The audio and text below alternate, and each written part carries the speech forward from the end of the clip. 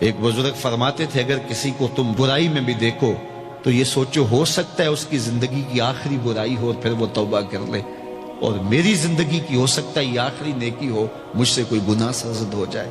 کتنے لوگ ہیں جو مرتبہ کمال پہ پہنچے لڑک گئے، بڑے بڑے لوگ تھے لیکن انجام ٹھیک نہیں ہوا۔ بلعم بن باورا کی مثال ہمارے سامنے موجود ہے۔ بنی اسرائیل کا مستجاب الدعوات ولی تھا، اور جب ہاتھ پھیلا کے منہ پہ ہاتھ پھیرتا تو ہاتھ بعد میں منہ پہ جاتے، قبولیت پہلے ہو جاتی۔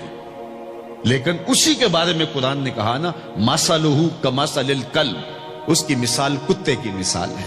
زبان لٹک گئی تھی، زمین چاٹتا تھا، چونکہ اس کے ہاتھ نبی کے خلاف اٹھ گئے تھے۔ اس نے سمجھا تھا میں مستجاب الدعوات ہو گیا ہوں، اب جو چاہوں جس کے بارے چاہوں بد دعا کر دوں، لیکن بد دعا اپنے حق میں نکل گئی، زبان لٹک گئی۔ اس لیے میاں صاحب بولے، پڑھنے اتے مان کرینا نہ آکھی میں پڑھیا، او جبار کہار صداوے متا روڑ دیوے دودھ کڑیا۔ تو اس لیے ہر وقت ڈرتے رہو۔ ابھی ملیکہ کہتے ہیں میں نے 30 اصحاب رسول سے ملاقات کی ہے، 30 اصحاب رسول سے، تو میں نے ہر شخص کو فکر مند پایا ہے۔ وہ کہتے تھے ہمارا انجام ٹھیک ہو جائے، انجام ٹھیک ہو جائے۔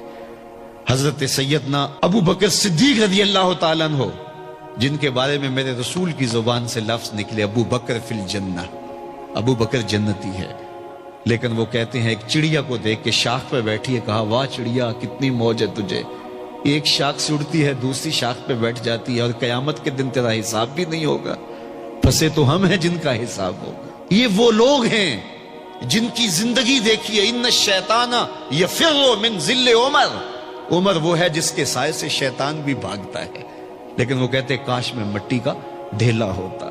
اللہ اکبر۔ حضرت عمر کہتے ہیں کہ اگر برابر سرابر بھی چھٹ گئے تو غنیمت جانیں گے، اگر برابر بھی چھٹ گئے تو پھر بھی غنیمت جانیں گے۔ یہ وہ لوگ ہیں جن کی زندگیاں تقوی سے عبارت تھی، اور اللہ کی خشیت جن کے سینوں کا نور تھا اور باطن کا سرور تھا۔ ہمارے بہت سارے معاملے اور بہت ساری خرابیوں کی جڑ یہ ہے کہ ہم نے اس دنیا کو اوڑھنا بچھونا بنا لیا۔ ایسے اس دنیا میں ہم زندگی گزار رہے ہیں جس طرح ہم نے اس دنیا سے کبھی جانا ہی نہ ہو۔ اس لیے دنیا کی بے رغبتی، دنیا کی بے رغبتی کا مطلب یہ نہیں ہے کہ ترک دنیا کیا جائے۔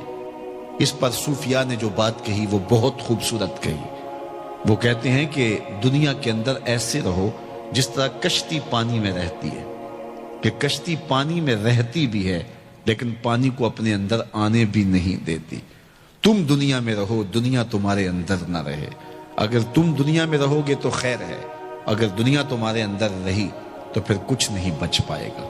کشتی پانی میں رہے تو خود بھی تیرتی ہے، اوروں کو بھی تراتی ہے، لیکن اگر پانی کشتی میں آ گیا تو کشتی کو لے ڈوبے گا۔ اس کی رحمت کے دروازے کھلے ہیں، آج ہم اس کی چوکھٹ پہ آ جائیں، کل تو آنا ہی آنا ہے۔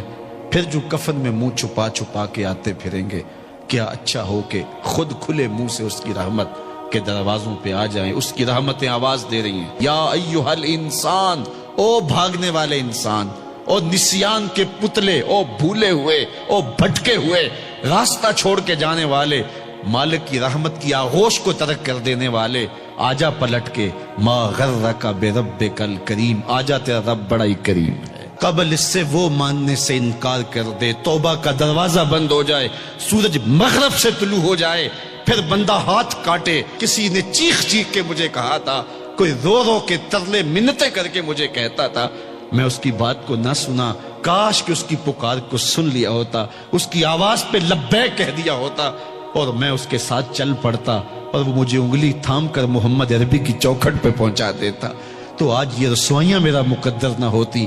صاحبو آؤ، کتاب رحمت آواز دے رہی ہے، کتاب رحمت تمہاری انگلی تھام رہی ہے اور تمہیں حضور کی چوکھٹ تک پہنچا رہی ہے، اور آمنہ کا لال تجھے اپنے دامن میں لے کے رب سے مغفرت اور بخشش کا پروانہ لے کے دے رہا ہے۔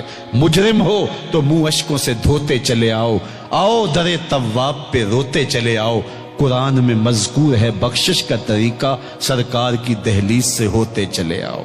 اور تھوڑی سی زندگی باقی ہے، بہت زندگی کاٹ چکی، آوارگی میں کاٹ دی، اور گناہوں میں کاٹ دی، منمانیوں میں کاٹ دی، خواہشات نفس میں کاٹ دی۔ آئیے ابھی سے اپنے اندر کو تبدیل کر لیجیے، اپنے احوال کی تبدیلی کا عزم مصمم کر لیجیے۔